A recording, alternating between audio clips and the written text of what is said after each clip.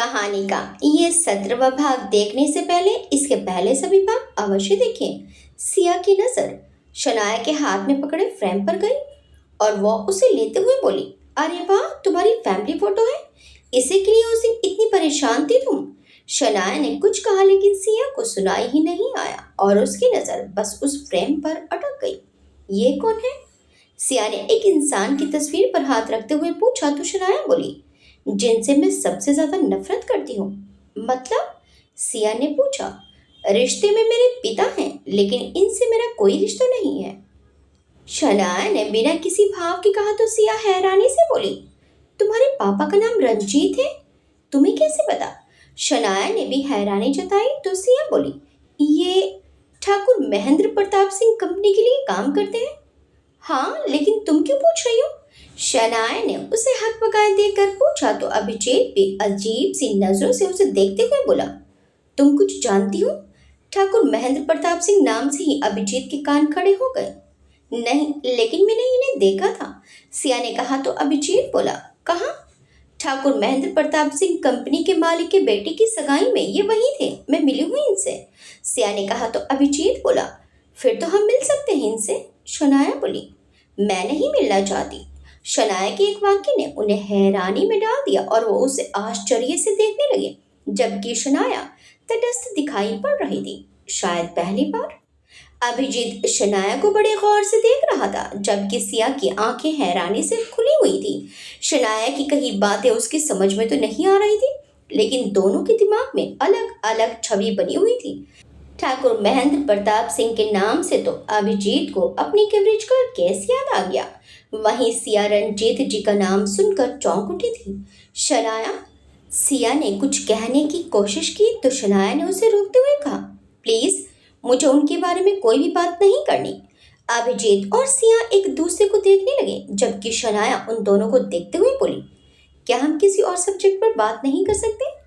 सिया ने उसे देखा और फिर मुस्कुराते हुए बोली, बैठकर बातें करेंगे तो पैर नहीं दुखेंगे। उसकी बात सुनकर शनाया भी मुस्कुरा दी और तीनों एक जगह बेंच पर बैठ गए। और बताओ, कैसा लग रहा है अब तुम्हें? सिया के पूछते ही शनाया हल्की सी मुस्कान के साथ बोली, अच्छा लग रहा है।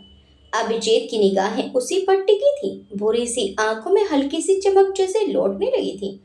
और तुम? अब की बार शनाया ने पूछा तो अभिजीत और सिया दोनों चौंक गए। वो अक्सर जितना पूछा जाए उतना ही जवाब देती थी। आगे रहकर बातें करना उसे भी आता है, ये वो लोग आज जान पाए थे। मैं भी अच्छी हूँ, सिया ने मुस्कुराकर कहा तो वो बोली, और अंकल आंटी?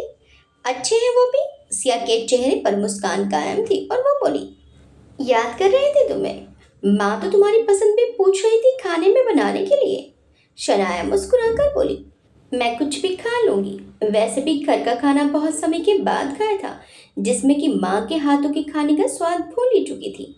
सिया और अभिजीत ने देखा कि उसके चेहरे पर दर्द की हल्की सी लहर दौड़ रही थी। वो घर परिवार को बहुत याद करती थी और घर के खाने की बात ने तो दोनों को भावुक ही कर दिया था। तुम्हारा काम कैसे चल रहा है अभिजीत? शनाया ने पूछा तो अभिजीत उसे एकटक देखते हुए बोला, ठीक। छुट्टी मिल जाती है इतनी जो यहाँ आ जाते हो? उसने हल्की सी मुस्कान के साथ कहा तो अभिजीत सिया की ओर देखते हुए बोला, इस बार बहुत जरूरी काम था। अच्छा? अभिजीत काम से आया है ये सोचकर शनाया को कुछ दुख पहुंचा था। कोई हक भी तो नहीं था, फिर भी जाने क्यों उसका दिल सुनना चाह रहा था कि अभिजीत बोले वो उससे मिलने आया है। ये नादान दिल और उसकी नादान सी ख्वाहिश है। दीदी दीदी, वो पपी अब दौड़ने लगा है, देखो। उसी छोटी बच्ची ने शनाया के पास आकर उसे इशारे से एक और दिखाया तो शनाया के साथ साथ अभिजीत और सिया ने भी उस ओर देखा। एक छोटा सा कुत्ते का बच्चा वहां घास में दौड़ रहा था। हाँ, उसका घाव पूरी तरह भर गया होगा शायद। शनाया उसे देखकर मुस्कुराते हुए बोली तो सिया ने पूछा, उसे चोट लगी थी क्या? हाँ, मैंने थोड़ी सी मरहम पट्टी कर दी थी तो 2 दिन यहीं कोने में सोया रहा, फिर धीरे धीरे लंगड़ाते हुए चलने लगा और अब आज शायद पूरी तरह अच्छा गोया है, इसलिए दौड़ रहा है। शनाया उसे मुस्कुराते हुए देखकर बोली तो अभिजीत शनाया को देखकर बोला, शायद जब घाव पूरी तरह भर जाता है तो उसका एहसास होना बंद हो जाता है। अभिजीत की बात सुनकर शनाया ने भी उसे जवाब दिया, दर्द होना बंद हो जाता है तो घाव पर ध्यान ही नहीं जाता। बात तो एक ही है। घाव ठीक होने के बाद हर किसी को एक खुशहाल और सामान्य जिंदगी जीने की राह भी मिल जाती है। अभिजीत ने जैसे उसे बातों बातों में कुछ समझाया। शनाया उसकी बात सुनकर खामोशी से उसे देखती रही। शायद वो जो कहना चाहता था वो बखूबी समझ रही थी और सिया उन दोनों के संवाद की गहराई नाप रही थी। उसके चेहरे पर जाने क्यों एक मुस्कान थी, खास तौर पर ये देख कर कि उनके ठीक बीच में बैठने के बाद भी दोनों के लिए ही वो अदृश्य थी। उनके लिए जैसे वही दोनों इस वक्त मौजूद थे और कोई नहीं। सिया ने अपना गला साफ किया और बोली, वैसे मुझे क्लिनिक के लिए भी निकलना है, तो तुम लोग बैठो, मैं चलती हूँ। नहीं, मैं भी चलता हूँ, अभिजीत भी उठते हुए बोला। मुझे भी तुमसे कुछ बात करनी है, शनाया दोनों को देखते हुए बोली।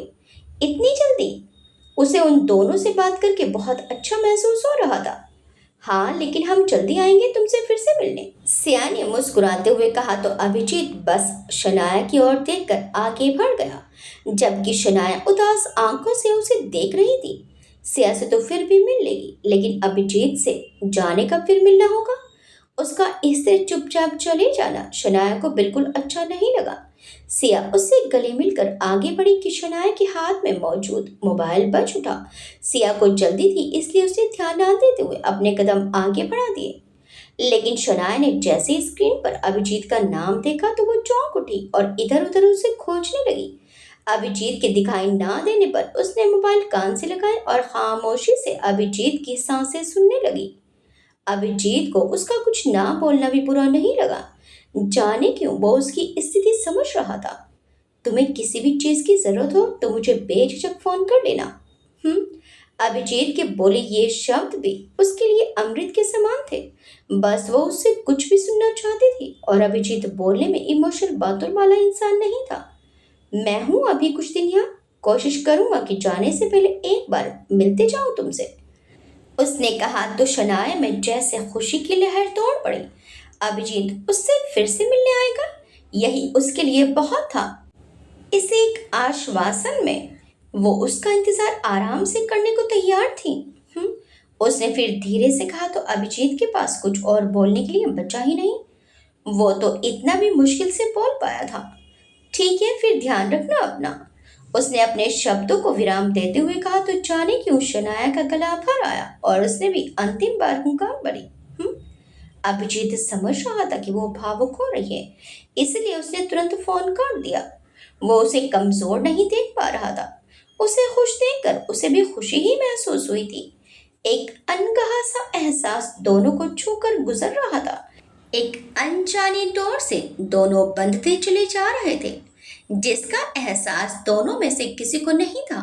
यह एहसास जहां अभिजीत जैसे सख्त इंसान को पिघला रहा था, वहीं शनाया जैसी कमजोर लड़की में ऊर्जा का संचार कर रहा था। कुछ देर बाद एक कैफे में सिया और वेदांत बैठे थे। वेदांत को सिया ने यहीं बुला लिया था। उनके ठीक सामने बैठा था अभिजीत। तीनों के आगे एक एक कॉफी मग मौजूद था। देखो अभिजीत, तुम्हारी कंडीशन में अच्छे से समझ सकती हूँ, लेकिन तुम जो चाहते हो वो इस वक्त मुमकिन नहीं है। सिया ने उसे समझाने की कोशिश की तो अभिजीत गुस्से में बोला, मेरी पहचान दांव पर लग चुकी है। मैं कौन हूँ ये जानने का पूरा हक है मुझे। मैंने मना नहीं किया, लेकिन विराट की कंडीशन इस वक्त इतनी अच्छी नहीं है अभिजीत। वो तुम्हें देखने के बाद जाने कैसे रिएक्ट करेगा, और खास तौर पर उसके लिए ये बात जानना सच में से कम नहीं है। सिया ने उसे समझाने की कोशिश की तो अभिजीत बोला, तुम समझ नहीं सकती मुझ पर क्या गुजर रही है डेमिट। समझ सकते हैं, क्योंकि आप अकेले इस फेज से नहीं निकल रहे हैं, मैं भी इसमें बराबर से शामिल हूँ। वेदांत ने उसकी ऊंची आवाज सुनकर शांति से कहा तो अभिजीत उसे एक टक देखने लगा। आप और भाई बायोलॉजिकल ब्रदर्स हैं, ट्विंस हैं, इस बात में कोई शक नहीं है। आज नहीं तो कल डेट के सामने सारी सच्चाई आनी है, लेकिन मैं तो उनका बेटा भी नहीं हूँ, वेदांत ने कहा। तो सिया उसे देखते हुए बोली, वेदांत प्लीज, ये सब अभी प्रूव नहीं हुआ है। अभी तो तुम्हारे डैड की डीएनए रिपोर्ट भी तुम तीनों से मैच होना बाकी है। बहुत कुछ है जो अनसुलझा है और उसे सुलझाने के लिए वक्त कम है, अभिजीत ने कहा। तो सिया बोली, मुझे कुछ दिन और दो, विराट जैसे ही थोड़ा बेटर होगा हम सबसे पहले ये बात उसे बताकर आगे कदम उठाएंगे। अगर यशवंत अंकल ने तुम्हें आइडेंटिफाई कर लिया तो फिर ये गुत्थी पूरी तरह सुलझ जाएगी। सिया ने कहा तो अभिजीत बोला, अगर मुझे आइडेंटिफाई करना ही होता तो सड़क पर क्यों छोड़ते? ना कोई पुलिस कंप्लेंट है शहर में मेरी। अभिजीत, इस भंवर में हम सब फंस चुके हैं, लेकिन निकलने के लिए हमें एक दूसरे की मदद की सख्त जरूरत है, इसलिए प्लीज हमारा साथ दो। हड़बड़ी में बात बिगड़ सकती है। अभिजीत ने वेदांत की ओर देखा। वो भी अपनी पहचान से अनजान ही था, लेकिन वो फिर भी शांत था। ये देखकर उसने थोड़ी तसल्ली की और उन दोनों से साथ देने का वादा कर लिया। अब सिया और वेदांत थोड़े निश्चित हो चुके थे। सिया ने साथ चलते हुए वेदांत से कहा, तुम्हें एक काम और करना है। वेदांत ने उसकी ओर देखा तो सिया बोली, आरोही मैम देर तक बैठती हैं क्लिनिक में, शायद आज भी रुके, इसलिए मैं तुम्हें मैसेज कर दूंगी, तुम उस समय क्लिनिक में उनसे मिल लेना। जो भी बात हो तुम दोनों के बीच हो तो ही बेहतर होगा, वरना। मैं समझ रहा हूँ। वेदांत ने अपना सिर हिलाया और सिया ने उसे एक मुस्कान दी। पूरा दिन सिया आरोही को क्लिनिक में ऑब्जर्व कर रही थी। आरोही सिया से नजर चुराती रही, जैसे जाने उससे कौन सा पाप हो चुका था। सिया ने भी पहल नहीं की, क्योंकि उसे सामान्य होने के लिए वेदांत की ही जरूरत थी। सिया जैसे ही शाम को निकलने लगी, उसके बताए अनुसार वेदांत वहां आ गया। आरोही इस बात से अनभिज्ञ अपने कैबिन में अकेली बैठी हाथ में पेन घुमा रही थी। नजरें सामने खाली दीवार को घूर रही थी और दिमाग कहीं और ही था। वेदांत अंदर आ चुका था और उसे पता भी नहीं चला था। इतनी बेख्याली भी ठीक नहीं है डॉक्टर आरोही। अंदर आने वाला हर इंसान नेक इरादे रखे ये जरूरी नहीं। उसने जैसे ही कहा, आरोही ने चौंक कर उसे देखा और बोली, तुम अंदर कब और कैसे आए? दरवाजे से अभी अभी, उसने हल्की सी मुस्कान के साथ कहा तो आरोही झेपते हुए नजर चुराते हुए बोली, माफ करना, मेरा ध्यान कहीं और था। जानता हूँ, वेदांत ने कहा तो आरोही उसे एक टक देखने लगी। बैठकर बात कर सकते हैं। उसने एक कुर्सी के ठीक पीछे खड़े होकर इजाजत मांगी तो आरोही कुछ पल उसे देखती ही रही। ऐसा लग ही नहीं रहा था कि उसके चेहरे पर किसी बात का दुख भी है। उसकी बदनामी का ठीकरा अपने सिर पर लेकर इस इंसान ने उसे स्वीकारने की सहमति भी दे दी, और उसके चेहरे पर इसकी एक शिकन तक नहीं थी। आरोही ने कुछ पल उसे देखने के बाद हल्के से सहमति में अपनी गर्दन हिलाई और वेदांत कुर्सी खींचकर आराम से उसके सामने बैठ गया।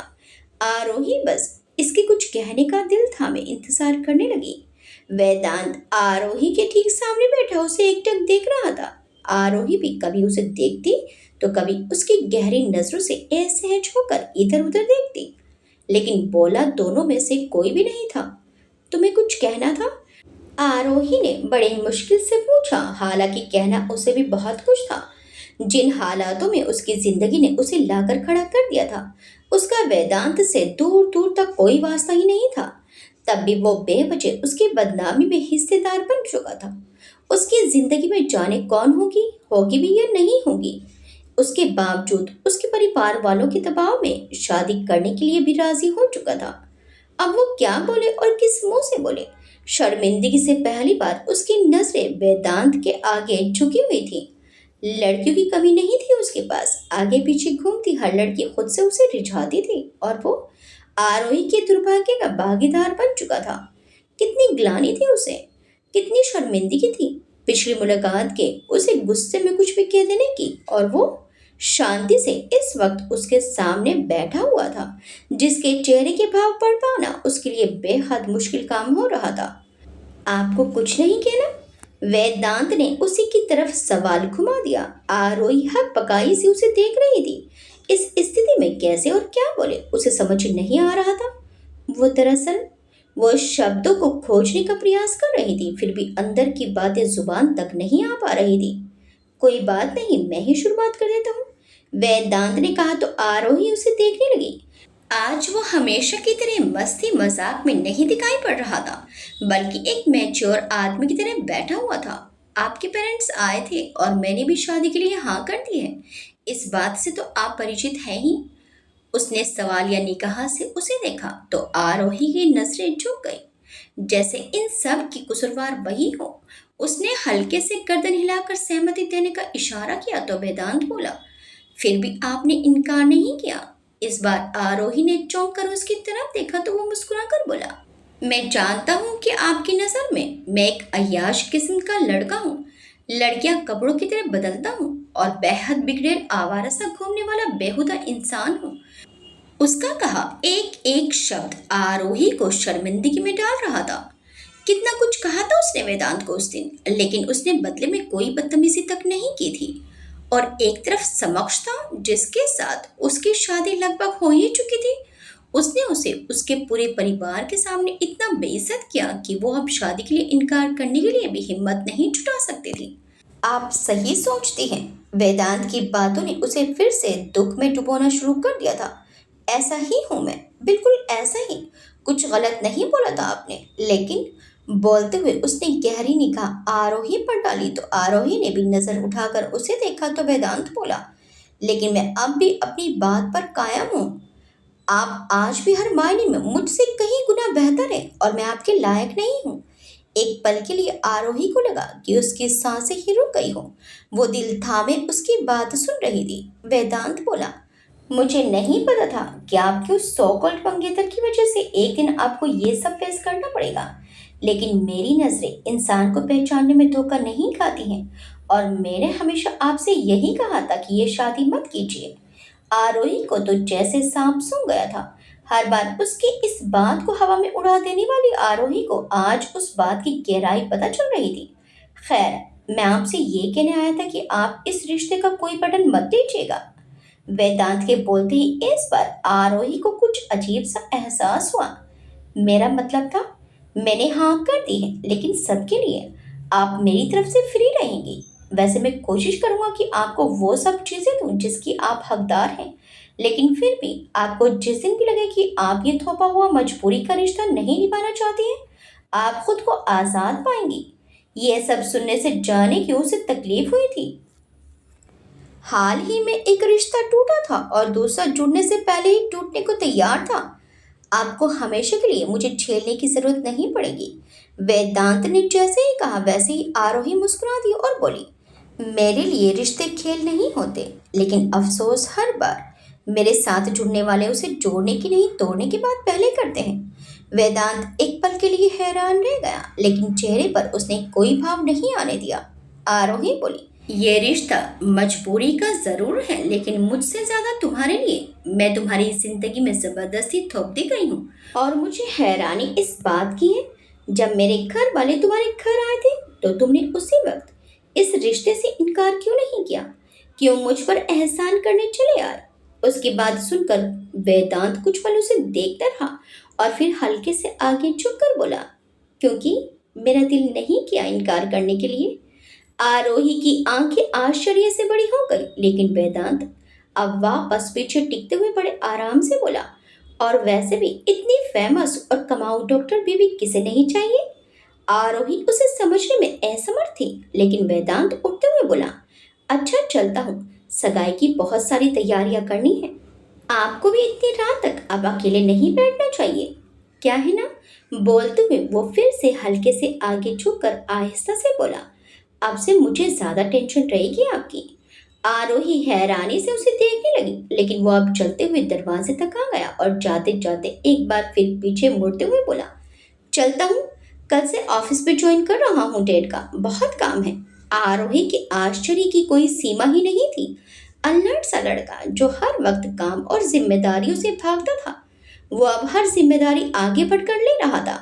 वेदांत जैसे ही अपनी कार में आकर बैठा, एक गहरी सांस के साथ उसके चेहरे पर मुस्कान छा गई और आरोही के शब्द उसके कानों में गूंजने लगे, ये रिश्ता मजबूरी का जरूर है, लेकिन मुझसे ज्यादा तुम्हारे लिए मैं तुम्हारी जिंदगी में जबरदस्ती थोप दी गई हूँ। आप क्या जाने, जब बिना मांगे कोई मन्नत कबूल होती है तो कैसा लगता है। आप तो वो सपना है जिसे कभी मैंने सच होने की तमन्ना भी नहीं की थी। वो मुराद है जो बिना मांगे ही पूरी हो गई। और अब जब मैं ये जानता हूँ कि आपके लिए रिश्ते कितने कीमती हैं, आई प्रॉमिस ये रिश्ता आपकी जिंदगी का सबसे खूबसूरत रिश्ता होगा। खुद से ही बोलते हुए वेदांत मुस्कुराया और ऊपर के फ्लोर पर क्लिनिक के विंडो को देखता रहा। अचानक से वहां की लाइट्स बंद हुई तो वो फिर मुस्कुरा दिया और गाड़ी रिवर्स लेते हुए कुछ दूरी पर रुक गया। कुछ देर के बाद आरोही बिल्डिंग से बाहर आई और अपनी कार स्टार्ट करते हुए सामने से गुजर गई। उसके जाते ही वेदांत ने अपनी कार स्टार्ट की और फिर वो भी उसके जाते ही घर लौट गया। अगली सुबह सिया विराट के घर पहुंच चुकी थी। टाइम सुबह के 9 बजे थे और 10:30 बजे उसे क्लिनिक पहुंचना था। सरोज काकी उसे देखते हुए मुस्कुरा दी और बोली, अरे सिया बेटिया, इतनी सुबह सुबह। हाँ काकी, वो विराट के लिए नाश्ता लाई थी, सिया ने कहा तो काकी बोली, हमने बना दिया है, आज रहने दीजिए, मैं विराट के लिए नाश्ता बनाकर लाई हूँ। बोलते हुए सिया मुस्कुराई तो काकी बोली, वो तो ठीक है, लेकिन अब जो नाश्ता यहाँ बना है उसका क्या? वो आप खा लीजिएगा, सेहत के लिए बड़ा अच्छा है वो भी। लेकिन आज मेरा मन था तो विराट के लिए मैं अपने हाथों से सब बनाकर लाई हूँ, सिया ने कहा तो सरोज काकी की मुस्कान थोड़ी फीकी पड़ गई। ठीक उसी वक्त रामा जी का भी आना हुआ और सिया और काकी की बात सुनकर वो बोली, अब तुम विराट का खाना नाश्ता भी खुद से बनाकर लाओगी? इससे बेहतर है या तो खुद यहीं रह जाओ या फिर उसको अपने साथ ले जाओ। उनकी बातों में कुड़न साफ मालूम चल रही थी। वो क्या है ना सासू माँ, शादी से पहले ससुराल में रहना अच्छा नहीं लगता ना। आपको तो पता है कि मैं कितने पुराने ख्यालात वाली हूँ, और जहाँ तक विराट की बात है तो वो आपसे इतना प्यार करता है कि आपको छोड़कर मेरे साथ घर जमाई नहीं बन पाएगा। सिया के बोलते ही रमा जी कुड़ गई और सिया मुस्कुराकर बोली, मैं विराट से मिल लूं, देर हो जाएगी ना मुझे। और मुस्कुराते हुए वो विराट के कमरे में आ थमकी। विराट बिस्तर पर लेटे हुए कोई किताब पढ़ रहा था। सिया जैसे ही कमरे में आए तो विराट का ध्यान किताब से हटकर उस पर गया। हरे रंग के कुर्ते और सफेद प्लाजो में वो बहुत खूबसूरत लग रही थी। शायद हमेशा भी लगती होगी, लेकिन अब काफी कुछ बदल चुका था। शायद विराट की निगाहें भी। गुड मॉर्निंग, सिया ने मुस्कुराते हुए कहा तो विराट अपने होश में वापस आया और अपनी नाराजगी कायम रखते हुए नजरें फेरते हुए बोला, तुम दिख गई हो तो मॉर्निंग गुड कैसे होगी? अक्सर लोग अपनी मंगेतर को देखकर कोई रोमांटिक बात बोलते हैं, सिया ने कहा तो विराट बोला, बचपन से ड्रामे का शौक होगा ना तुम्हें, हर बात में ड्रामेबाजी दिखी जाती है तुम्हारी। उसके गुस्से में बोलते शब्दों से कुछ पल के लिए सिया के हाथ रुक गए। वो जानती थी कि विराट की नाराजगी इतनी आसानी से नहीं जाएगी, लेकिन फिर भी जाने क्यों उसकी बोली कड़वी बातें उसे चुभती हुई महसूस होती थी। उसने जल्दी ही खुद को संयत किया और वो बोली, अरे वाह, लगता है तुम जज थे ऐसे कंपटीशन में, बड़े अच्छे से पहचान लिया। नहीं, लंबे समय तक किसी की ड्रामेबाजी का मोहरा बना रहा था, शायद उसी ने सिखा दिया। विराट उसे देखते हुए बोला तो सिया ने कुछ पल उसे देखा, फिर उसकी बातों को नजरअंदाज करते हुए बोली, चलो अच्छा, ये सब छोड़ो और नाश्ता कर लो। विराट ने उसे टिफिन खोलते हुए देखा तो बोला, घर में नाश्ता नहीं बना आज? बना है, लेकिन तुम्हारा नाश्ता तो अलग ही बनता है, तो सोचा आज मैं खुद बनाकर ले चलूं, खाकर बताओ कैसा बना है। सिया ने अब तक मुस्कान कायम रखी थी। इतनी मेहरबानी की कोई खास वजह? कहीं फिर से कोई खेल तो नहीं खेलना है? विराट ने पूछा तो सिया उसे देखते हुए बोली, मैं तुम्हारे साथ क्या खेल खेलूंगी विराट? सबसे बड़ा खेल तो ऊपर वाले ने मेरे साथ खेल लिया है। मतलब? उसकी बात सुनकर विराट ने उसे गौर से देखा। दुख की रेखाएं उसके चेहरे पर उभरी हुई थी, जो इस बार कोई नाटक नहीं थी। उसके जैसी हंसती खेलती लड़की पर ये रेखाएं बिल्कुल नहीं सुहाती थी। मतलब ये कि तुम्हारे दिल के साथ खेला था ना, उसी का नतीजा सामने आया है मेरे। सिया ने दुख से बोलते हुए उसे देखा तो विराट भी उसे एकटक देखने लगा। सिया अपने मन में बोली, अब मेरा भी दिल तड़प रहा है, लेकिन उसे ये सिर्फ खेल ही लगता है। सही कहते हो तुम, शायद ये मेरे ही किए का नतीजा है कि जिसे मैं दिल दे चुकी हूँ उसे हर पल मेरे दिल के 1000 टुकड़े करने में ही खुशी मिलती है। सिया की आंखें हल्की सी भर आई, लेकिन उसने तुरंत अपनी आंखों के कोनों को पोंछ लिया और बोली, छोड़ो ये सब, नाश्ता कर लो। विराट उसे अब भी एकटक देख रहा था। उसका दिल चाह रहा था कि उसकी आंसू की वजह जाने, उसे दिलासा दे, लेकिन जाने क्यों अब भी उसका विश्वास डगमगाया हुआ ही था। लो, बोलते हुए सिया ने एक चम्मच उसके सामने कर दिया। खा लो, मुझे देर हो रही है। सिया ने जैसे ही उसे खुद को देखते हुए पाया तो वो बोल उठी और विराट ने चुपचाप अपना मुंह खोल दिया। आज जाने क्यों उसे दुख में देखकर उसका दिल दुखाने की चाह अब उसमें नहीं बची थी। उसे जल्दी से नाश्ता करवाने के बाद वो जल्दी ही वहां से निकल गई। विराट को छेड़ने में उसे मजा आता था, लेकिन आज उसके शब्दों से उसका दिल भारी था।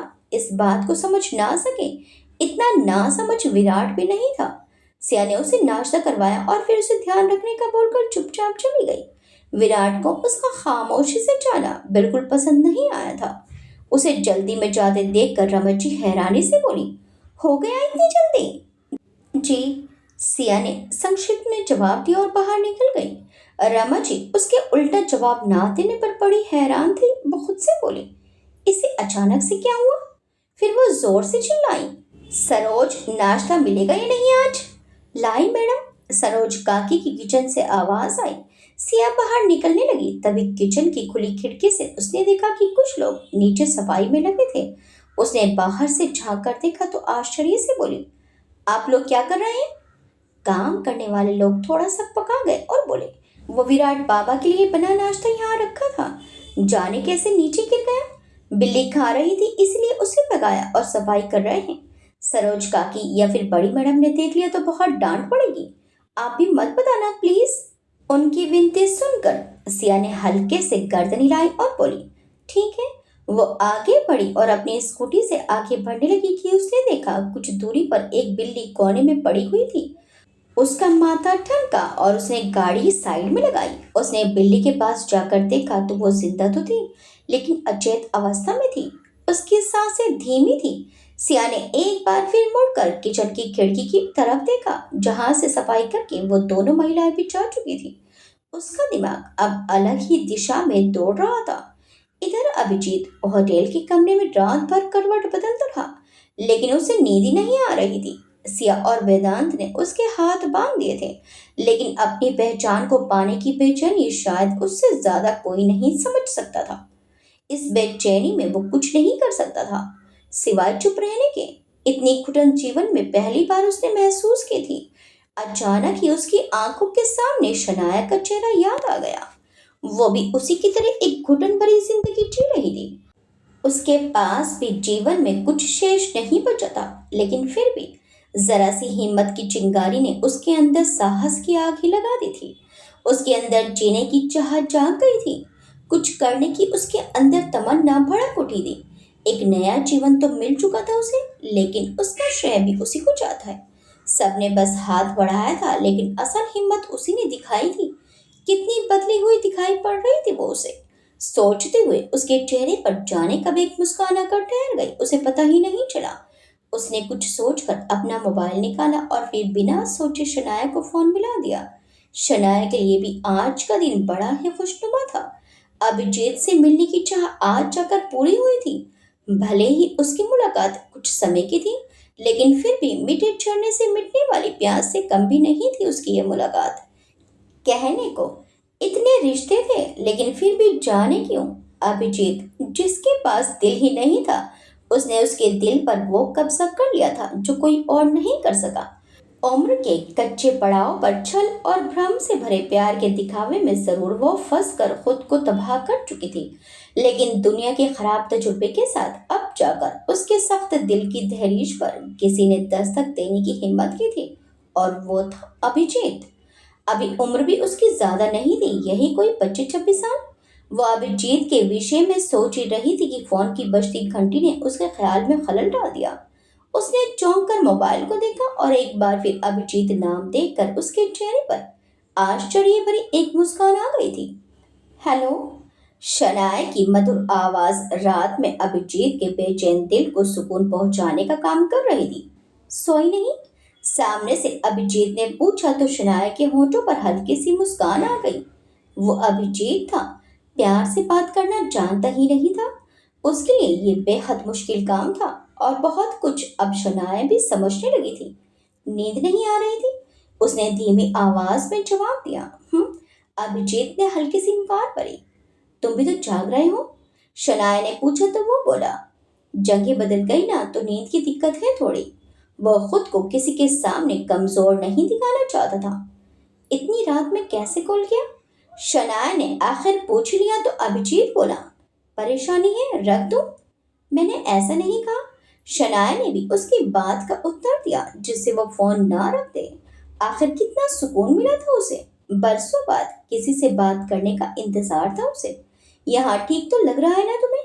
बात खत्म होने के बाद अभिजीत को समझ ही नहीं आया कि क्या बोले, तो ये पूछने लगा।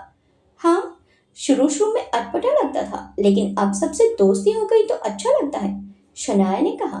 दवाइयाँ समय से लेती हो? उसने पूछा। हाँ, दवाइयों से लेकर थेरेपी, योगा, सबका समय निर्धारित है। एक बेहतर जीवन शैली यहाँ मेरी शुरू हुई है। शनाया उसे सब बता रही थी। और क्या अच्छा लगा यहाँ? अभिजीत ने पूछा तो शनाया बोली, नेचर का साथ। शहर से दूर नेचर के करीब ये जगह मुझे हर पल सुकून देती है। मेरे जैसे ही लोग हैं, अलग अलग एडिक्शन से बाहर निकल रहे हैं, और कुछ तो पूरी तरह निकल चुके हैं। अब शराब की तलब नहीं लगती। लगती है कभी कभी, लेकिन यहाँ के लोग बहुत अच्छे हैं, बहुत सपोर्ट करते हैं। डॉक्टर्स भी मेडिसिन और थेरेपी देते हैं, जिससे काफी हद तक सब कंट्रोल में आ चुका है। और कुछ? उसे उसके मन की बात खुलकर जानना बड़ा अच्छा लग रहा था। हाँ, यहाँ पर अलग अलग क्लासेस के लिए भी लोगों को प्रेरित करते हैं, जिससे वो लोग अपने जीवन के प्रति कोई लक्ष्य रखें। तो तुमने कुछ सोचा है? अभिजीत ने पूछा तो शनाया बोली, हाँ, मैं आगे बढ़ना चाहती हूँ। अभिजीत को उसकी बात सुनकर अच्छा लगा। वो बोला, क्या पढ़ना चाहती हूँ? 12वीं के बाद तो भागी चली थी मैं मुंबई, इसलिए पढ़ाई अधूरी रह गई थी मेरी, लेकिन अब उसे पूरा करना चाहती हूँ। ग्रेजुएशन करना चाहती हूँ, शनाया ने कहा तो अभिजीत बोला, ये तो बहुत अच्छी बात है। कुछ और भी सोचा है क्या? पढ़ाई करके नौकरी का सोचा है? नौकरी तो नहीं, लेकिन छोटे बच्चों की संस्था है पास में, वहाँ कुछ करना जरूर चाहूंगी। शनाया ने उसे अपना उद्देश्य बताया तो अभिजीत हैरान हो गया। यह तो उसकी सोच में भी नहीं आया था। यही क्यों सोचा तुमने? अभिजीत ने उससे पूछा तो वो बोली, छोटे बच्चे बिल्कुल गीली मिट्टी की तरह होते हैं, जो आकार तो उसी में ढल जाते हैं, और यही अक्सर उनके आगे के जीवन की दिशा में भी अहम भूमिका निभाते हैं। माँ के गुजरने के बाद मुझे सही गलत बताने वाला कोई था ही नहीं। बहन की शादी के बाद एकदम अकेली पड़ गई थी। बाप से नफरत थी, और उसी घर में रहना मेरे लिए घुटन से ज्यादा कुछ नहीं था। सो भाग निकली उस कैद खाने से। लेकिन दुनियादारी देखी ही कब थी। दुनिया कैसी है इसका एहसास तो बाद में हुआ। इसलिए अगली शनाया कोई ना बने, उसकी एक कोशिश तो कर ही सकती हूँ। अभिजीत निशब्द हो गया। शनाया वाकई में जीने की राह पर आगे बढ़ चुकी थी, और इसका अंदाजा इसी बात से हो जाता है कि इंसान स्वयं से बढ़कर भी आगे सोचने लगता है, और वही कुछ शनाया में भी दिखाई पड़ रहा था। बहुत अच्छी बात है। अभिजीत ने उसका उत्साह बढ़ाया, और उससे प्रोत्साहन पाकर शनाया भी खुश हो उठी। मैं कल शाम को वापस चला जाऊंगा, अभिजीत ने कहा तो शनाया चौंक उठी और बोली, इतनी जल्दी? अभिजीत भी एक पल के लिए उसके लहजे पर हैरान था, लेकिन जल्दी ही शनाया बोली, मुझे लगा तुम्हारा कुछ जरूरी काम था ना, तो शायद समय लगे। काम तो था, लेकिन उसमें समय लगेगा। इस बार नहीं होगा, लेकिन जल्दी ही दोबारा फिर आऊंगा। उसका ये कहना ही शनाया को तसल्ली दे गया कि वो फिर लौटेगा जरूर। वैसे कल कुछ खास काम तो नहीं तुम्हें? अभिजीत ने पूछा तो शनाया हैरानी से बोली, मुझे क्या काम होगा? तो हम कुछ देर साथ में घूम सकते हैं। अभिजीत ने पहली बार ऐसा कुछ कहा था कि शनाया झटके से उठ बैठी। उसके पेट में अजीब सी मरोड़ उठने लगी। कोई जवाब ना पाकर अभिजीत बोला, क्या हुआ? अगर तुम्हें ठीक नहीं लगता तो?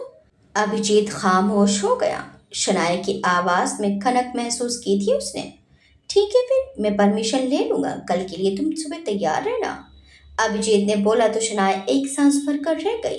खुशी उसके मन में इतनी समा चुकी थी कि गले से आवाज भी नहीं निकल रही थी। गुड नाइट बोलते हुए अभिजीत ने अपनी बात समाप्त की, और शनाया ने भी सहमति दे दी, और दोनों ही अगले दिन का इंतजार करने लगे। अगली सुबह अभिजीत शनाया को लेने के लिए रिहैब सेंटर पहुंचा तो सिया ने वहां पहले ही फोन लगा दिया था, इसलिए ज्यादा परेशानी नहीं हुई। साथ ही उसने अपनी स्कूटी की चाबी भी अभिजीत को दे दी थी, जिससे उसे और शनाया को कोई दिक्कत ना हो। अभिजीत लॉन में उसका इंतजार करने लगा, तभी उसे शनाया बाहर आती नजर आई, एक स्काई ब्लू फ्रॉक सूट में। उसे देखकर पल भर के लिए अभिजीत की नजर भी थम गई। अक्सर उसे जीन्स में देखने के बाद ये पहनावा उसे बिल्कुल अलग लग रहा था। देखते ही देखते शनाया उसके करीब आ गई। अभिजीत अब भी उसमें खोया हुआ था। शनाया ने उसे कुछ बोलते ना पाकर अपना गला साफ किया। तब कहीं जाकर अभिजीत को होश आया और उसने असहजता से बचने के लिए इधर उधर देखते हुए कहा, काफी अलग लग रही हो। शनाया बस उसका चेहरा देख रही थी। उसकी बात का मतलब समझने की कोशिश में वो अब भी उलझी थी। क्या उसने उसकी तारीफ की थी? पता नहीं। उसके चेहरे पर उलझन के भाव देखकर अभिजीत बोला, मतलब इंडियन ड्रेसेस अच्छे लगते हैं तुम पर। Thank you. इस बार शनाया की मुस्कान छुपी नहीं रह सकी। ये ड्रेस आया कहाँ से? अभिजीत ने पूछा, क्योंकि शनाया के हालात वो अच्छे से जानता था और कुछ कपड़े उसके पहनावे के अनुसार उसने खरीद कर भी उसे दिए थे, लेकिन इंडियन ड्रेस एक भी नहीं था। ये तो सरिता आंटी ने दिलाया था, सिया की मम्मी। उसने कहा तो अभिजीत ने हल्के से सिर हिला दिया। चले? अभिजीत ने पूछा तो शनाया बोली, ठीक है। सिया की स्कूटी वो भी पहचानती थी। जैसे ही वो गाड़ी पर बैठे, अभिजीत ने स्कूटी स्टार्ट करते हुए पूछा, सबसे पहले कहाँ चलना पसंद करोगी? मंदिर, शनाया के मुंह से एकाएक निकला। अभिजीत हालांकि बहुत धार्मिक इंसान तो नहीं था, लेकिन शनाया के मुंह से मंदिर सुनकर वो इनकार नहीं कर सका। कुछ देर के बाद दोनों एक मंदिर के बाहर खड़े थे। अभिजीत बोला, तुम होकर आओ, मैं यहीं खड़ा हूँ। शनाया उसे देखते हुए बोली, यहाँ अकेले खड़े रहने से तो बेहतर ही है कि अंदर मुझे ही कंपनी दे देना। अभिजीत कुछ पल उसे देखता रहा और फिर उसने धीरे से अपने जूते उतार दिए। फिर वो शनाया के साथ ही मंदिर के अंदर चल दिया। शनाया भी लंबे समय के बाद शांति का अनुभव कर रही थी। उसे हाथ जोड़े आंखें मूंदे देखते हुए अभिजीत उस पर से अपनी नजरें ही नहीं हटा पा रहा था। कुछ देर मंदिर में रुकने के बाद वो दोनों जब लौटे तो उन्हीं के पास से मंदिर की सीढ़ियों पर से एक महिला उतर रही थी। अचानक ही उनका पैर डगमगाया और वो सीढ़ियों से फिसलने को ही, लेकिन अभिजीत ने फुर्ती से उनका हाथ पकड़कर उन्हें संभाल लिया। शनाया भी हरकत में आई और उसने भी तेजी से आगे बढ़कर उन्हें सहारा दिया और पूछा, आप ठीक है आंटी? हाँ मैं ठीक, बोलते हुए उस महिला ने जैसे ही उसे देखा तो हैरान रह गई। अनाया? शनाया ने भी उन्हें देखा तो हैरानी से बोली, तनुजा आंटी। अभिजीत बस आश्चर्य से दोनों को देखने लगा। तनुजा जी ने अभिजीत को देखा तक नहीं और शनाया को देखते ही गले से लगा लिया। कहाँ चली गई थी बेटा? आंटी, उसकी भी आंखें नम हो गई। रंजीत भाई साहब की भी तबीयत खराब रहती है, वो बोली तो शनाया उन्हें दूर करते हुए बोली, मुझे उनके बारे में कुछ नहीं जानना आंटी। आखिर इतनी नफरत किस बात की बेटा? कम से कम मुझे तो अपने मन की बात बता दी। शांति के जाने के बाद मैं तो थी ना। उन्होंने कहा तो शनाया की आंखें फिर से नम हो गई और वो बोली, ये समझ लीजिए आंटी कि उनसे जुड़े किसी भी रिश्ते से मुझे डर लगने लगा था। घर चलो बेटा, प्लीज आंटी। शनाया ने उन्हें दोनों हाथ थामते हुए कहा तो वो खामोश हो गई और अभिजीत की ओर देखकर चौंकते हुए बोली, अरे विराट बेटा। अभिजीत भी उन्हें देखकर दो पल के लिए हैरान रह गया, लेकिन शनाया बोली, आप गलत समझ रही हैं आंटी, ये तो अभिजीत है। अभिजीत? वो आश्चर्यचकित होकर उसका चेहरा देख रही थी। आप विराट को जानती हैं? अभिजीत ने उनसे पूछा तो वो बस एक टक उसे देखते हुए अपना सिर हामी में हिलाने लगी। कैसे? अभिजीत ने पूछा, जबकि शनाया अवाक सी उन दोनों का चेहरा देख रही थी। मेरे बेटे का दोस्त है। जाने क्यों उनका गला भर आया। अच्छा, अभिजीत ने कहा तो वो उसके बालों पर हाथ फेरने लगी। अभिजीत को भी एक ममता भरा एहसास हुआ। उनकी नम हुई आंखों को देखते हुए अभिजीत बोला, वो भाई है मेरा। अचानक से उनके हाथ रुक गए और वो बस एक टक उसे देखने लगी। अभिजीत उनका हाथ थामते हुए बोला, अगर आप कुछ जानती हैं विराट या उससे जुड़ी चीजों के बारे में तो मुझे बताइए प्लीज। सालों बाद मुझे पता चला है कि वो मेरा भाई है, मेरा जुड़वा भाई, और अब तक मुझे ये भी नहीं पता कि मैं उससे अलग कैसे हुआ। वो अभिजीत की बात सुनती रही और जाने कैसे उनकी आंखों से आंसू बहने लगे। आंटी, आप जानती हैं मेरे बारे में? क्या हमारी माँ को जन्म के वक्त ही हम दोनों साथ हुए थे? मैं अस्पताल में बदल गया या फिर कोई और साजिश हुई? बताइए प्लीज। अभिजीत को उनके चेहरे से ये तो पता चल चुका था कि वही एक है जो सब जानती है, लेकिन वो बस रो रही थी। कहाँ रहते हो तुम? उन्होंने पूछा तो अभिजीत बोला, मुंबई। वहीं लौट जाओ। उन्होंने अपने आंसू पोंछते हुए कहा तो शनाया बोली, आंटी आप ऐसे क्यों बोल रही हैं? प्लीज बताइए ना, अभिजीत का कोई भाई भी है क्या? आप उसके मिलने में मदद कीजिए ना। मैं नहीं जानती, मैं कुछ नहीं जानती। बोलते हुए उन्होंने अपने आंसू पोंछे और तेजी से मुड़कर वापस चली गई। अभिजीत ने फुर्ती दिखाते हुए उनके पीछे जाकर उनका हाथ पकड़ लिया और बोला, हो ना हो आप बहुत कुछ जानती हैं, प्लीज मुझे बताइए प्लीज। मैं नहीं जानती और तुम भी ना जानो, उसी में सबकी भलाई है, उन्होंने कहा और जाते जाते अभिजीत का माथा चूम लिया।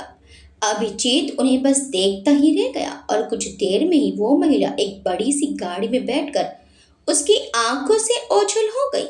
शनाया ने अभिजीत के कंधे पर हाथ रखा तो अभिजीत ने मुड़कर उसे देखा और तुरंत उससे लिपट कर रो पड़ा। शनाया ने उसे इतना कमजोर कभी नहीं देखा था। अभिजीत उससे लिपट कर बोला, इतने पास आकर मैंने उन्हें जाने दिया, वो जानती है कि मैं कौन, उन्हें पता है। अभिजीत संभालो खुद को, शनाया ने उसकी पीठ सहलाते हुए कहा तो अभिजीत कुछ देर में खुद को काबू करने में कामयाब रहा। वो शनाया से दूर होकर मंदिर के पास लगे नल पर गया और चेहरा धोकर आ गया, लेकिन आंखों में लालिमा अब भी बरकरार थी। शनाया उसे देखती रही, लेकिन अभिजीत ने उससे नजरें चुराते हुए कहा, तुम जानती हो ना उन्हें? शनाया ने धीमे से कहा तो अभिजीत ने पूछा, मुझे बताओगी कि ये कौन है और कहाँ रहती हैं? श्री विजेंद्र जी की वाइफ हैं, जो ठाकुर महेंद्र प्रताप सिंह की कंपनी संभालते हैं। शनाया ने जैसे ही कहा अभिजीत के कान खड़े हो गए और वो हैरानी से शनाया को देखने लगा। मतलब तुम भी बहुत कुछ जानती हो? अभिजीत ने उससे पूछा तो शनाया के माथे से पसीना छलक उठा और वो बोली, मैं? हाँ तुम। अभिजीत ने जैसे ही कहा वैसे ही शनाया की आंखें भी नम हो गई। अभिजीत ने तुरंत उसके हाथ थामते हुए कहा, यह बहुत जरूरी है शनाया, प्लीज। शनाया बस उसे एक टक देखती रही तो अभिजीत ने पूछा, करोगी ना मेरी मदद? इस बार शनाया ने नम आंखों से ही अपनी गर्दन हिला दी और अभिजीत ने उसे तुरंत गले से लगा लिया। इस वक्त दोनों को ही हिम्मत की बहुत जरूरत थी। कुछ समय बाद अभिजीत शनाया के सामने बैठा हुआ था। शनाया की आंखों से लगातार आंसू गिर रहे थे। वो जो कुछ भी बताती जा रही थी उससे अभिजीत के चेहरे के भाव बिल्कुल नहीं बदले थे, लेकिन दिमाग जरूर हर दिशा में दौड़ रहा था। वो नहीं जानता था कि कौन सी कड़ी कहाँ जाकर मिलेगी, लेकिन एक चीज जरूर जानता था कि सारी कड़ियां एक कड़ी से जरूर जुड़ी हैं। इस भंवर में वो उलझ तो चुका था, लेकिन बाहर आने के लिए उसे बहुत सारी परतों को पार करना था। शनाया की एक एक बात वो गौर से सुन रहा था। अंत में शनाया बोली, और फिर मैंने अपनी माँ को खो दिया, मार डाला उन्होंने मेरी माँ को। तुमने कभी इस बात को किसी से बताने की कोशिश नहीं की? अभिजीत ने पूछा तो शनाया बोली, मैं बहुत छोटी थी अभिजीत, इतनी घिनौनी हरकत अपने सामने देखकर अजीब सा डर पनप चुका था मन में। मैंने दीदी को बताने की कोशिश की थी, लेकिन उन्होंने मेरी बात का भरोसा नहीं किया। मौका मिलते ही मैंने तनुजा आंटी को भी बताने की कोशिश की, लेकिन मैं उन्हें कुछ बता भी नहीं सकी थी, और जाने कैसे उन्हें पता चल गया। घर जाने के बाद उन्होंने मुझे छड़ी से नील पड़ने तक मारा था। मैं उसके बाद कभी कुछ बोलने की हिम्मत ही नहीं कर सकी, लेकिन बाद में दीदी को भी सच पता चल गया। फिर उन्होंने सारे सबूत ऐसे जगह छुपा दिए कि उनको वो आज तक नहीं मिले, क्योंकि अगर वो सबूत उनके हाथ लग जाते तो हो सकता वो हम दोनों को भी मार देते। दीदी की शादी के बाद मैं बिल्कुल अकेली पड़ गई और इसीलिए ही मैं घर से भाग गई, क्योंकि उस घर में मुझे डर लगता था। मैं आज तक उस राज को अपने अंदर दफन करके बैठी थी, क्योंकि जब भी इसे याद करती थी रूह कांप उठती थी। अभिजीत देख रहा था कि उसे वो समय याद करते हुए कितनी तकलीफ हो रही थी। उसके हाथ तक कांप रहे थे। अभिजीत ने उसके हाथ पर अपना हाथ रखा और उसके स्पर्श की गर्माहट से शनाया ने उसे हैरानी से देखा। उसका स्पर्श उसे कितना सुकून दे रहा था। इतना तो बात बात पर हाथ लगाते हुए संजीव चतुर्वेदी का स्पर्श भी उसे अच्छा नहीं लगता था। पहली बार किसी का हाथ दूर करने के बजाय उससे लिपट कर रोने का दिल किया था उसका। रो लो। तभी अभिजीत ने जैसे उसकी मन की बात सुनी और शनाया का बचा हुआ सब्र भी जवाब दे गया और वो उठकर उससे लिपट गई। अभिजीत ने भी उसे नहीं रोका और बस उसकी पीठ से हिलाते हुए उसे सहारा देने लगा। सलोनी के बाद ये दूसरी लड़की थी जो उसके इतने करीब आई थी, लेकिन ये एहसास उससे बहुत अलग था। जाने कि उसने भी उसकी बाहों में सुकून ढूंढा था, वह सुकून जो उसे कभी कहीं नहीं पाया था। कुछ देर के बाद शनाया संभली और अपने आंसू पोंछते हुए बोली, थैंक यू। ये मुझे कहाँ चाहिए? शायद पहली बार तुमने किसी पर इतना भरोसा किया है। अभिजीत ने उसे देखते हुए कहा तो शनाया बस उसे एक टक देखती रही। और कुछ याद है तुम्हें? अभिजीत ने पूछा तो शनाया होश में आई और बोली, नहीं। अभिजीत ने सिर हिला दिया तो शनाया बोली, मुझे अब भी समझ नहीं आया अभिजीत कि इस सब से तुम्हारा क्या लेना देना है। यही तो मुझे जानना है। जिस तरह तुम्हारी आंटी मुझे देखकर चली गई, वह बहुत कुछ जानती हैं लेकिन बताएंगी नहीं। उन्हें बताना होता तो वो तभी बता देती। अभिजीत ने कहा तो शनाया बोली, तुम कहो तो मैं एक बार कोशिश करूं। मुझे तुम्हारी मदद की जरूरत पड़ेगी तो जरूर तुमसे कहूंगा, लेकिन अभी नहीं। अभी मुझे कुछ और जरूरी काम पहले करने होंगे। अभिजीत अपनी सोच में गुम होते हुए बोला, और तुम्हारा भाई? शनाया ने पूछा तो अभिजीत बोला, जिस तरह इस सच्चाई को अपना पाना मेरे लिए मुश्किल था, वैसे ही उसके लिए भी होगा। 28 साल जिस घर परिवार में पला है वो इस सच्चाई को इतनी आसानी से वो स्वीकार नहीं कर पाएगा। उसके लिए कुछ सबूतों की जरूरत और पड़ेगी और सबसे पहले मुझे उन्हीं का इंतजाम करना पड़ेगा। पर तुम ये करोगी कैसे? शनाया ने पूछा तो अभिजीत कुछ सोचते हुए बोला, अब शायद मेरा प्रोफेशन ही मेरी मदद करेगा। मतलब? शनाया हैरान रह गई, लेकिन अभिजीत ने सिर हिलाते हुए कहा, कुछ नहीं, मैं तुम्हें फोन करूंगा, अभी मुझे निकलना होगा। इतनी जल्दी? शनाया तो पूरा दिन उसके साथ बिताने का सोच कर आई थी, लेकिन अभिजीत के लिए अब कुछ और सबसे ज्यादा जरूरी था। वो बोला, जब तक मैं खुद को इस भंवर से आजाद नहीं करा लेता, तब तक मुझे सुकून नहीं मिलने वाला। दोबारा मिलने आओगी? शनाया को जाने क्यों एक बेचैनी ने घेर लिया। अभिजीत ने उसे निगाह उठाकर देखा तो उसका दिल पिघल गया। वो बोला, उठो। शनाया बिना कुछ कहे उठ गई। अभिजीत ने कहा, अब चलो मेरे साथ। कहा? शनाया भी आश्चर्य में थी, लेकिन अभिजीत बहुत कुछ सोच चुका था। कुछ देर के बाद उसने कॉलेज के आगे अपनी स्कूटी रोकी और वहां से एक एडमिशन फॉर्म ले लिया। चूंकि शनाया का अभी भी इलाज जारी था, इसलिए उसे बार बार बाहर जाने की छूट तो नहीं मिल सकती थी।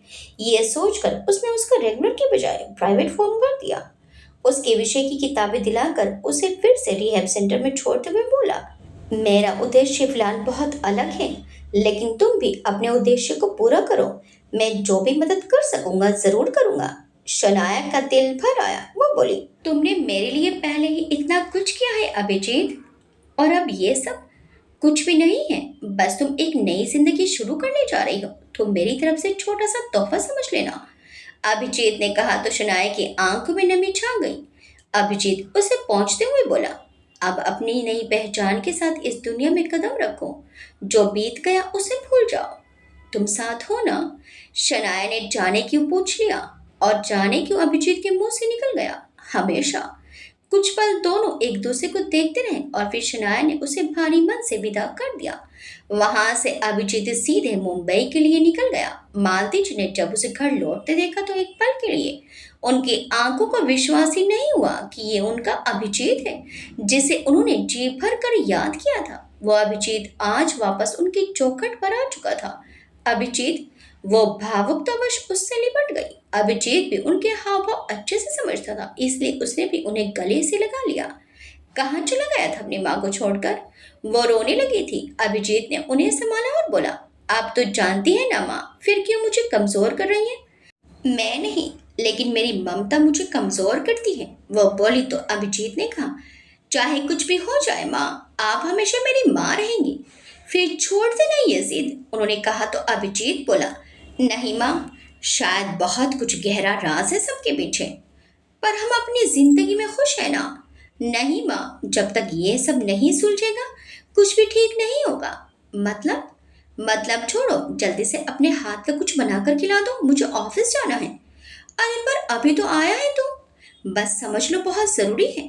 मालती जी उसे कुछ देर देखती रही, लेकिन कुछ नहीं बोली और चुपचाप किचन की ओर चली गई। उनके हाथ में कुछ था भी नहीं, बस वो अभिजीत पर विश्वास ही कर सकती थी। अभिजीत अपने ऑफिस पहुंचा तो सीधे बॉस के कैबिन में गया। बॉस उसका ही इंतजार कर रहा था। हो कहाँ अभिजीत? धमाके करने के बाद तुम फिर ढीले पड़ गए। ठाकुर महेंद्र प्रताप सिंह मर्डर मिस्ट्री पर कौन काम कर रहा है? अभिजीत ने बिना कोई जवाब दिए उससे पूछा तो वो थोड़ा हैरान रह गया और बोला, रोहित क्यों? मुझे चाहिए ही न्यूज़ आगे के लिए। अभिजीत ने कहा तो बॉस ने कहा, अभी एक मंत्री की ताज़ा ताज़ा दूसरी शादी की खबर लगी है, इससे अच्छा मौका नहीं मिलेगा। तुम उसे कवर करो ना। मुझे ठाकुर महेंद्र प्रताप सिंह की मर्डर मिस्ट्री पर ही काम करना है। अभिजीत ने जैसे ही थोड़ा आवेश में आकर बोला, बॉस खुद ही शांत पड़ गया। अभिजीत बहुत पुराना रिपोर्टर था और वो किसी भी केस में हाथ डालता था तो उसको सोना ही बनाकर मानता था। बस बात यहाँ सालों पुराने दबे हुए केस की है जो समय समय पर उछलता और बंद हो जाता है। वो नहीं चाहते कि अभिजीत का पोटेंशियल उसमें व्यर्थ हो जाए। Abhijeet, sorry boss, it's okay, मैं रोहित से बात कर लूंगा। अभिजीत बोला, थैंक यू। बॉस ने पूछा, लेकिन अचानक से तुम्हें क्या हुआ? कुछ पुराने राज खुलने की चाबी हाथ लगी है मतलब? उन्होंने ना समझी में पूछा, लेकिन अभिजीत बोला, बाद में समझा दूंगा। उसके जाते ही बॉस ने रोहित को केस ट्रांसफर करने के लिए कहा और रोहित ने गुस्से में अपनी फाइल अभिजीत के सामने पटकते हुए कहा, इतनी मेहनत की थी मैंने। अभिजीत ने उसे देखते हुए कहा, मैं तुम्हारी मेहनत बेकार नहीं जाने दूंगा। और रोहित भी उसका टशन देखते ही रह गया। घर आकर अभिजीत उन फाइल्स के साथ उलझा हुआ था। एक एक डिटेल वो नोट करता और फिर इंटरनेट पर सर्च करता। कुछ पुरानी पुलिस रिपोर्ट्स और पोस्टमार्टम रिपोर्ट्स की कॉपी सब कुछ अटैच थी। वो एक एक को बारीकी से स्टडी कर रहा था। तभी उसका मोबाइल बजा। सिया का फोन आया था। उसने तुरंत फोन कान से लगाते हुए लैपटॉप पर काम जारी रखा। हाँ सिया, बोलो, तुम वापस चले गए? सिया ने हैरानी से पूछा तो अभिजीत बोला, हाँ जरूरी काम आ गया था। सिया ने पूछा, कैसा काम? बाद में बताऊंगा, पहले तुम बताओ क्यों कॉल किया? विराट को मारने की फिर से कोशिश की गई थी। वो तो ठीक समय पर मैं पहुंच गई और वो खाना बिल्ली ने खा लिया। बच तो गई, लेकिन उससे अंदाजा हो गया कि अब मुजरिम और तेज हो गया है। सिया ने जैसे ही कहा तो अभिजीत चौंक उठा। व्हाट? विराट के लिए तो पहले ही टीम अपॉइंट की गई थी ना? हाँ फिर भी, सिया ने कहा तो अभिजीत कुछ सोचते हुए बोला, मुझे भी कुछ मालूम चला है। क्या? सिया ने पूछा तो अभिजीत ने मंदिर में हुआ वाकया उसे बता दिया। विजेंद्र जी, वो तो यशवंत अंकल के दोस्त हैं। तुम कहो तो मैं बात करूं? सिया ने पूछा तो अभिजीत बोला, ना, ये गलती भूल कर भी मत करना। फिर? उसने पूछा तो अभिजीत बोला, जैसा मैं कहूँ वैसा ही करना। लेकिन करना क्या होगा? सिया ने पूछा तो अभिजीत ने उसे अपनी सारी प्लानिंग बता दी। सिया बोली, मैं कल ही करती हूँ। नहीं, एक हफ्ता रुक जाओ, तब तक मुझे और सबूत जुटा लेने दो। फिर हर तरफ से हमला होगा। बस तब तक तुम विराट का ध्यान रखना। अभिजीत बोला तो सिया ने भी हल्के से हुंकार भरी। दोनों ही आने वाली जंग के लिए पूरी तरह से तैयार थे। आगे क्या होगा? तनुजा जी का अभिजीत और विराट से क्या संबंध है? विराट के सामने सच्चाई कैसे आएगी? विराट और अभिजीत मिलकर आगे क्या करेंगे? देखिए इस कहानी के अगले भाग में। आपको ये कहानी कैसे लगी हमें कमेंट्स करके जरूर बताइएगा। वीडियो चल गई तो वीडियो को लाइक, शेयर, सब्सक्राइब करना मत भूलिएगा। मिलते हैं इस कहानी के अगले भाग में। Till then, bye bye.